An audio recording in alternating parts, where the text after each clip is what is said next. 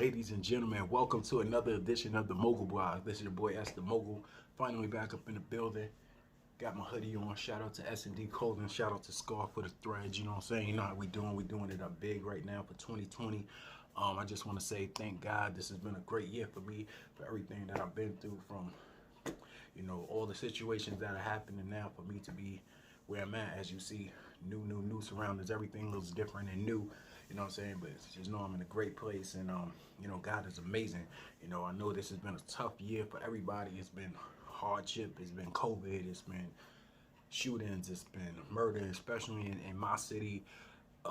Cop killings and everything that has gone on. And I just hope my people, like I always say before, just pray for humanity. Everybody stay safe, stay masked up, and all that good stuff like that.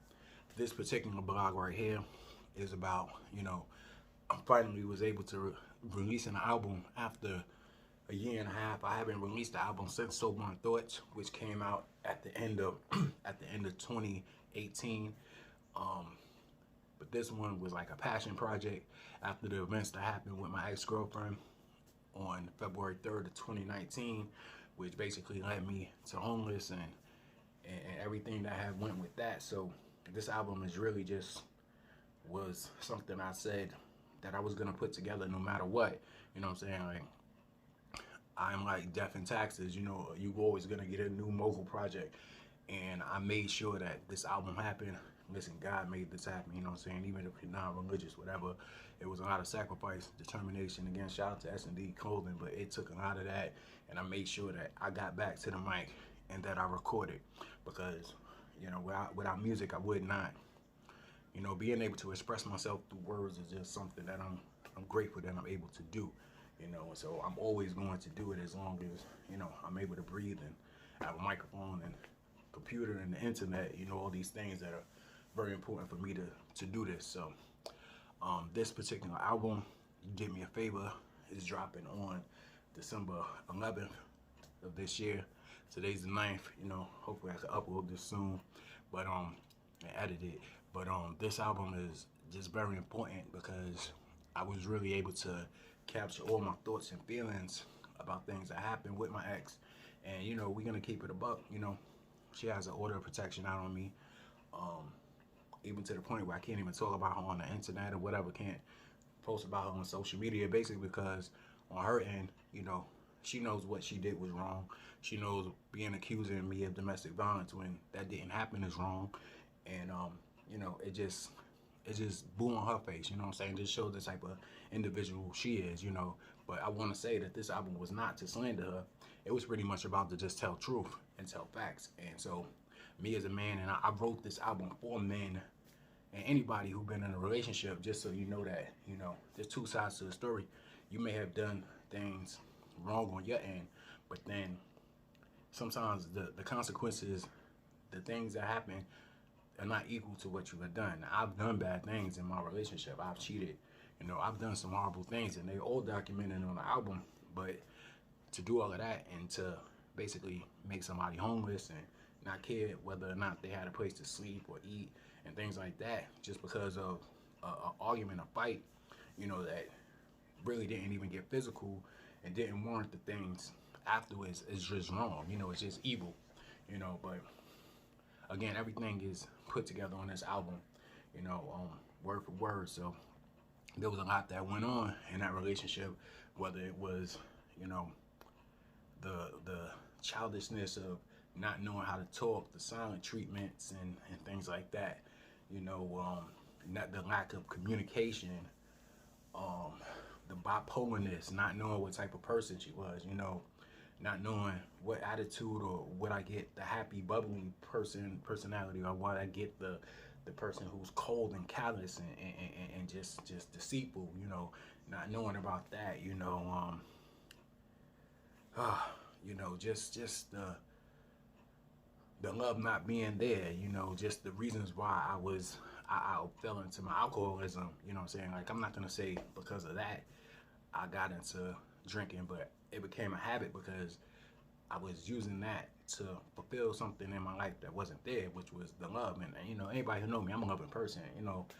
I give my heart, like I wear my heart on my sleeve. So everything I was not receiving in my relationship, I went to other places for it. And again, these things is on the album, so it's a lot going on, you know. But this album, like I said, from that day, I knew it. This album was actually supposed to be called Same, songs about my ex. But I had woke up one day, I was taking out my garbage, and I said, you did me a favor, because that's what she did. She did me a favor. I became greater because of that. Every experience that I went through over the past year and a half, I wouldn't change a thing, because it's kind of like the Jenga piece. Like if you move that one piece, everything, I move one thing, everything else changes. So I wouldn't change a thing. You know, I had to go through sleeping on my brother's couch, knowing that my brother and I didn't have the type of relationship that I thought we would have. As far as, you know, that's my brother. I loved him with all my heart, but he had resentment towards me because I wasn't there when, during my mom's sickness and when she eventually succumbed to cancer.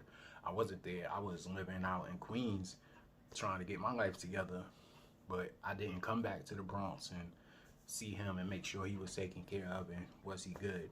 That was my fault, but I had to take care of my own life, so there was a lot of resentment going on with him, and he just basically disliked me. He's like, why do I have to take care of you sleeping on my couch when I wasn't there for him when he was needing somebody? So you could call that my fault, his fault, but these things happen. Like you can't predict these things. There's no guideline on how to do things. You know what I'm saying? Like how he was probably needing somebody to be there for him, I was needing somebody to be there for me. But I self-medicated. I was drinking. Like I just did all that just to get myself together, because it was hard for me. My mom was my best friend. You know what I'm saying? Like I talked to her every day.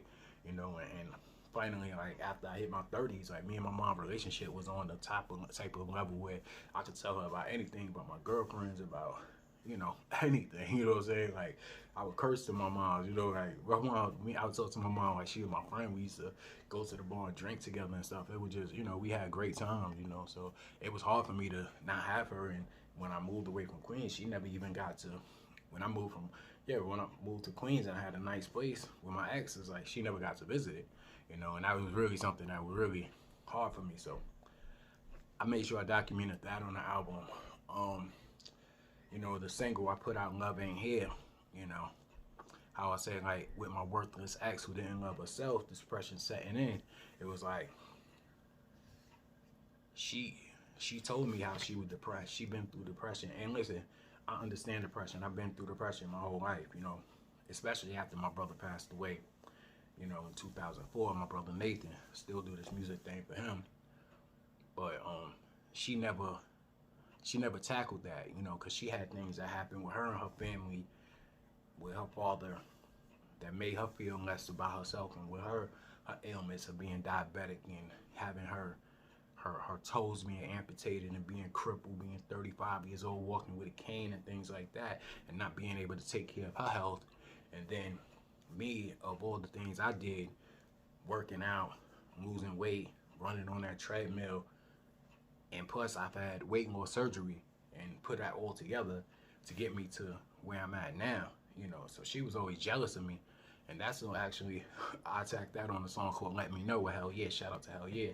But it's just like, it's sad when your woman is jealous, because she was jealous of me. She was jealous of my progress. She was jealous I was looking good. She was jealous I was putting these pictures on Instagram and I'm looking good and I'm losing weight. It wasn't because of the surgery, because it's hard work, dedication, sacrifice. I learned how to do these things, you know.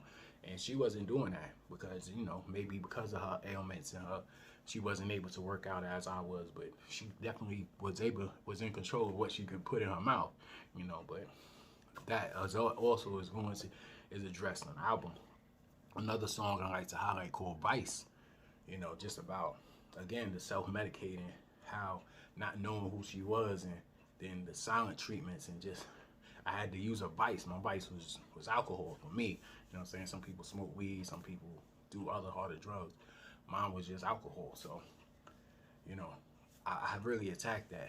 And that's probably my favorite song on there. And just, you know, I talk about everything on this album. So I just really want y'all to know that this was a passion project. Like, I knew this was gonna be the one. It's probably my best album. I've been listening to all my albums, like damn near every album, whole album a day, just listening to songs and just being like, damn, I remember this part. I remember, you know, where I was at when I wrote this, because a lot of my songs going back are just emotions, you know what I'm saying? Like, it's been relationships, it's been my depression, you know, and that's something else I add in this album. Was just about, I wrote so many songs about being depressed, and this is like the first album I don't have no depressing songs. Like, I'm not depressed. I'm actually very optimistic and happy, and it feels good to write from that perspective, because if you listen to damn near all my old outros, they're all depressed songs, you know, all of them. It's sad, man. So I'm just gonna go down the list. The track list goes like this: Switch, featuring Josh Breezy. Just about how life switch up. You could be here, then you be gone. You never should get too comfortable, so be ready for the switch up.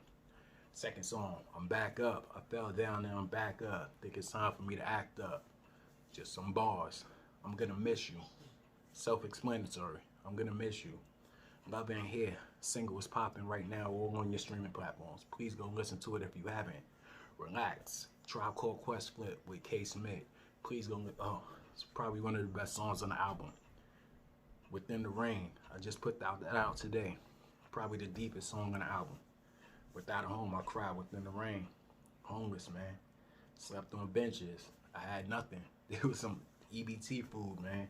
I hop in buses. Like, you know, I never even tell people how many tickets I got for hopping the buses, because I ain't have no money. I was broke. You know what I'm saying? I got kicked out of my house with $8 and a Metro card with 2 fares on it. You know, I arrived to where I'm at with 10 G's, no cap, 10 G's, you know, but life come full circle, you know. The Push 4, shout out to CJ Pure. If you ever listen to The Push, it's another one, and this is probably my most in-depth push about my life and my relationships. Let Me Know, featuring Hell Yeah, about silent treatment. Vice, I told y'all what that's about vices. The Love I Never Had, banger. Reasonable Fear. My life is about reasonable fear. Without reasonable fear, you will not succeed.